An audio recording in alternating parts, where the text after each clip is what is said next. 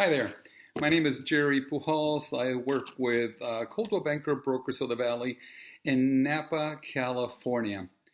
So I thought I'd start by making a little video and tell you a little bit about myself and maybe how I may be able to help in some way, shape, or form.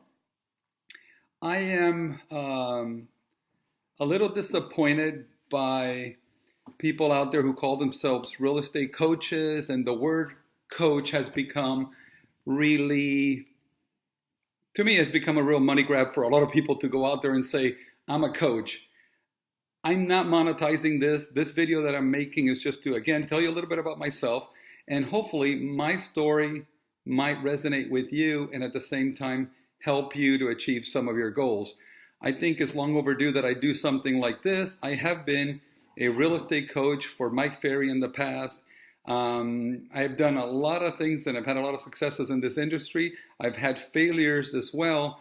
And I think you might appreciate some of those things to see how much we might actually have in common, and how, to me, this is not about monetizing, again, coaching and take your hard-earned dollars. I actually opened up a coaching company about 10 years ago, lost a couple $1,000,000 doing that, and that was a couple $1,000,000 of my hard-earned dollars, and learned in the process that that most coaching companies out there, including mine, were just looking for a way to monetize people's success, but also monetize people's failures. You're hoping that they're going to be successful, they're going to give you their hard-earned dollars, and at the same time, not everybody succeeds, not everybody wins, and the coaching company is still driven by the fear of attrition, the fear of people quitting. So you do anything and everything to keep people engaged, and it is at everybody's expense. I'm telling you right now, I don't know how many houses Mike Ferry sold in the day. I think very few, if any. Tom Ferry, I don't think, has sold real estate one day in his life. Buffini, I don't know if he's done a lot of real estate. I've heard he's a nice guy, good, bad, or indifferent. They're all in your pocket. So there's a way to do real estate where you don't spend a lot of money. So I'm going to start a little bit of background about me. I'm half Cuban, half Puerto Rican, if you couldn't guess that by the hat. But with that being said, I was born in Puerto Rico, moved to the U.S. when I was about 10 years old. Spanish is my first language, and I started, I learned English by the time I was in 5th or 6th grade. With that being said, I grew up in Miami, son of Puerto Rican mother, Cuban father, and this functional marriage, to say the least. So by the time I was 15 years old, I ended up moving out of my dad's house and started traveled back and forth to Puerto Rico a couple of times, living by myself. From there, moved to New York City when I was 17 years old. Always had to find my own way. I dropped out of school when I was in 10th grade, if any of you can relate to that. So it has not been easy. If you can believe it or not, in New York City, I worked from a donut shop in the Bronx when I was 17 years old, graveyard shift, for $2 an hour just to make sure I can feed myself by myself. From there, I actually got a wonderful job bouncing in a nightclub. Let's call it a nightclub, but it was as a bouncer in a nightclub. And I used to be fairly decent looking back in the day, so I actually did some off-Broadway acting and a little bit of commercial modeling as well. So this was when I was between the ages of 17 and 19. By the time I was 20 years old, I was way too frustrated with the lack of results. I've always have had ants in my pants, for lack of a better term. So I wanted to achieve more, and I was done with New York, and I was going to head back to Miami where my family lived. My roommate in New York City suggested I stop by Napa Valley. So this is Napa Valley before Napa Valley was on the map as far as I didn't even know what Napa was at the age of 19 or 20 years old. But I listened to him. I didn't want to go back home, and home meaning Miami. I didn't want to go back home not having succeeded at something. That was my greatest fear, was going back to where my family lived without being some type of successful something. And so I thought, let me stop by Napa. I stopped by Napa. To make the long story short, at 20 years old, met my now wife. So we've been married 31 years, just last month. So fast forward, again, running into what happened to be the girl of my dreams, met her and stayed in Napa. And finally, a guy that was really unstable became very, very stable and grounded. My wife had 2 kids, so I married somebody that had 2 little kids that became my kids. And we had 2 together, so we raised 4 kids here in the Napa Valley. So by the time I used to run heavy equipment. I learned that from my dad and my family. So I did that for a little while. And then I landed not a lot of success in real estate. Every time it rained in the Napa Valley, it put me out of a job. But being that it put me out of a job, I decided that I needed to do something. And you're going to think it was real estate, but it wasn't real estate. I was heading home one day on a rainy day, 4 kids and my wife. And out of the 4 kids that we have one with significant disabilities. He's developmentally delayed. And with that being said, we needed medical. He was, back in the day, Trent was suffering from grand mal seizures and all kinds of trials and tribulations. So as I was heading home from that job, the heavy equipment job, I saw a guy on the side of the street selling fruits and vegetables. And I thought, well, you know what? I bet that guy can sell fruits and vegetables, whether it's sunny or whether it's raining. It doesn't matter. The climate or the weather doesn't put him out of work. So I decided when I think it was 22 to 23, I decided to take my nest egg of about $300 and go to the produce market and come back home with a vehicle full of strawberries and produce. My wife thought I was crazy. So with that, I decided that selling produce on the side of the road was not where I was going to make real money. I decided to start knocking on restaurants' doors.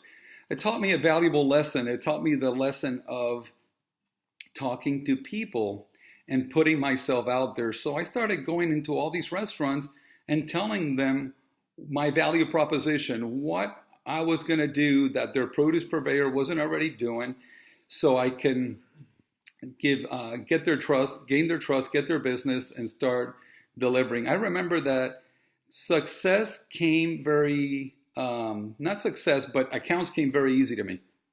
So before I knew it, I had 20 or 30 restaurant accounts. Before I knew it, I had a business up and rolling, and I can fast forward 8 years. And at the end of 8 years, I think I was selling $8 or $9 million of fruits and vegetables per year. It was not easy. It was the hardest thing I'd ever done. I started selling out of the San Francisco produce market. I started exporting some products to Japan. Again, it was fun, but it was at the expense of my family. I was working 24 hours a day. It was not easy. But with that being said, it taught me a valuable lesson. I had to make a decision to spend more time with my kids. They were really growing up around me. My wife, the joke around my house is that for 4 or 5 years, I was asleep when she was raising the kids. And that's hard to go back to. And I'm never going to get that back. So I'm going to tell you why real estate became the thing. When we decided to close the doors of this produce business, trying to figure out what to do, and somebody suggested that I try real estate. Oh, by the way, I need to take a step back. That produce business was not a success story The margins got tighter and tighter and tighter. I was having a hard time managing the cash flow, at which point I decided to file bankruptcy and close the door to that produce business. So the suggestion somebody made for me to try real estate couldn't have been any more timely. I didn't think I was going to like selling houses. I love selling fruits, vegetables, organic products. I really enjoyed that world. So I didn't think real estate was a commodity, but I found out very quickly that real estate is a commodity, that the gift is that we don't own it. And the other gift for me was that it's not perishable. So I didn't have to worry about a house not selling today or tomorrow. But I treat real estate inventory as if it was perishable. I don't want it on the shelf for a long time. And if you ever have an opportunity to maybe listen to me again, I'm going to put these videos out there and I'm going to talk to you a little bit in more detail as to what are some of the steps you can take to become successful in real estate without leaving your wallet with one of these real estate coaches that have never sold real estate in their life. I think real estate coaches right now, what they are is they're more of an amplifier to what successful people are doing. I'll digress for a second. So when I was very successful in real estate within the first year of my business, I decided that to take my business to the next level, I should go to a Mike Ferry event. And I was already selling over 100 homes a year, and I was doing it in a pretty balanced way. I had a team, and I'm going back 20 years ago.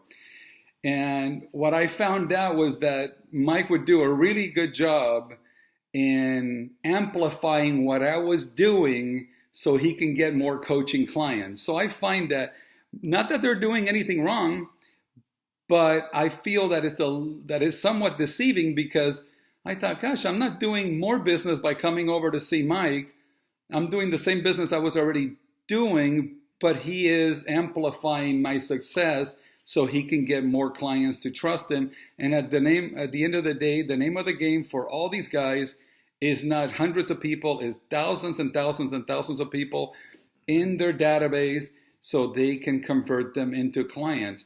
It's not any different than the way we should be looking at our business. So let me go back to real estate, to produce, sorry. Let me go back to produce. So when I started knocking on these restaurants' doors, I noticed really quickly that if I was honest, if I had integrity, and if I was authentic, I can get out there and I can talk to these chefs by going in their restaurant with a high level of respect, going in at the right door, at the right time of the day. Don't show up in the middle of lunchtime. I knew exactly when to knock on their door when they had the likelihood of listening to me. I knew at the end of the day that all they wanted to do besides get great product and great service is save money. They wanted to save some money because food costs are what make or break a restaurant 9 out of 10 times. As their food costs get out of hand, they start to lose margins, and then all of a sudden they're starting to go out of business. So they're always worried about food costs. I knew that. I would go in there and I would try to help them with that. But at the end of the day, I would make it up in service. So I would give them the highest level of service, and I was able to increase my profit margin by making it up in service. So I knew that early on, and I applied that to my real estate business. So fast forward 8 years, I started into real estate. Before I got my license, I was already filling a pipeline. So before I even got my license 22, 23 years ago, I knew that I had to fill up a pipeline of leads that I can convert. So it was a numbers game for me from day one. I'm not from Napa Valley. I wasn't born, I wasn't raised here. I knew I needed to meet people. How did I do that?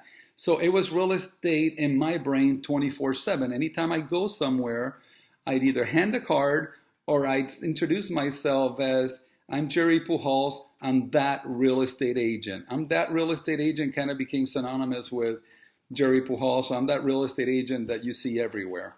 So I would talk to people if I run into them at the grocery store, if I run into them anywhere. Again, this is before the internet. I was selling myself as that real estate agent. And I also knew that if I started building that pipeline that by the time I had a license, I can have some sales under my belt. Back in the day, I did a few transactions with my first broker, who I don't work with anymore, and I'm glad I didn't work with him for very long because he didn't have the best reputation in town. So I went to work for the best and highest producing office in Napa Valley, which I'm still with 20-something years later. I'm very proud of that. But the few transactions I did with this first broker, I was able to put on the books because he would actually let me bring him on my appointments because he was licensed and I was not licensed. But I was already converting even before I had a license. I was already talking to people and saying, well, hey, can I come over with, I don't want to name him, but can I come over, because he's since passed away, by the way, so I want to be respectful to that.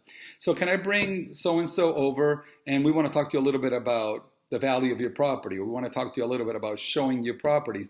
And I would start building this pipeline even before I had a license. By the time I had a real estate license, I got 3 commission checks. The day I got my real estate license, he had to hand over 3 commission checks. By the way, if you don't know what being broke feels like, I can assure you I do. When I got those 3 commission checks and I put them in the bank and I thought I could now pay my mortgage, the IRS thought different and they froze that account and that money quickly disappeared. So I started from below zero. Then I filed bankruptcy. From filing bankruptcy, the state attorney told me that to clear my bankruptcy, I had to pay back $50,000 within a 10-month period of time. So I did have a lot of incentive to get out there and work hard. One thing that you're going to always find that I believe in is in hard work. There is absolutely no magic pill. I don't care if you're buying leads. I don't care if you're knocking on doors. I don't care if you're sending out mailers. I don't care if you're doing anything. It will all require hard work. One of my favorite quotes is from a gentleman named Earl Nightingale, and Earl said, every great achievement is preceded by a period of fanatical dedication. I'm here to tell you that is true. If you want to succeed, if your vision is to make a lot of money, and if you believe money is going to make you happy, because it does for some people, it makes you happier, or, it's nice to pay the bills. Let's just put it to you that way. It's nice to have your house paid for. It's nice to have zero to no debt. All those things feel great. But at the end of the day, happiness really comes from within. But none of it is going to happen without a period of fanatical dedication, and none of it is going to happen without continuous hard work. Hard work is not going to go away. I'm here to tell you that. I don't care who says different. If you want to be successful, you're going to have to work hard. So going forward, I started in the business. I closed those 3 transactions that I got paid for before. Let me fast forward to when I went to the office that I'm in now. Within my first week at that office, I had 7 transactions on the board.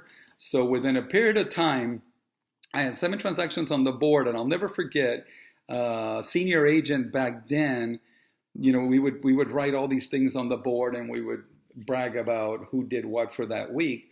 A senior agent back then said, wow, isn't it nice he said a few things that just really offended me. He says, wouldn't it be nice to speak Spanish, number one? Wouldn't it be nice to have a family that feeds you business? And wouldn't it be nice to have a big database? And those 3 things were so inaccurate, and I was so hurt by it. And I thought, God, what's this idiot talking about? I don't have a big database. My family is not here. And none of my clients back in those days spoke Spanish. They were all American. So he didn't know what he didn't know, but he assumed, and it helped him sleep at night, that somebody can come into the business and put 7 escrows on the board within a week's period of time with very little to no experience in real estate. I believe that, again, just like in produce, that sincerity, being excited about what you do, enjoying the people that you talk to and enjoying the process, enjoying the clients and being authentic works really well.